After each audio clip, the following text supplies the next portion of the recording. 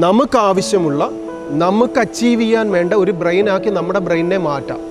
അപ്പോൾ ഒരു പുതിയ ബ്രെയിൻ നമുക്ക് കിട്ടും. അതായത് ഈ സ്കൾ ഓപ്പൺ ചെയ്തിട്ട് ഇതിനെ പെറുക്കിയെടുത്ത് ഒരിടത്ത് കൊണ്ട് വെക്കണ്ട. നമ്മുടെ ഇപ്പോൾ ഇരിക്കുന്ന ബ്രെയിനെ നമുക്ക് എന്താക്കാം?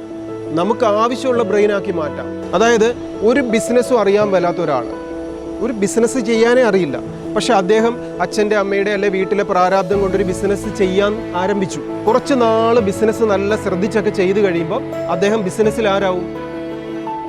എക്സ്പേർട്ടാവും.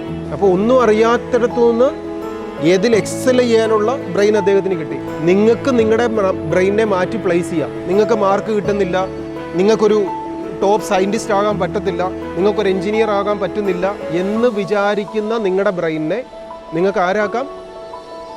ജീനിയസ് ആയിട്ടുള്ളൊരു ബ്രെയിനിനെ നിങ്ങൾക്ക് സൃഷ്ടിക്കാം, റീപ്ലേസ് ചെയ്യാം.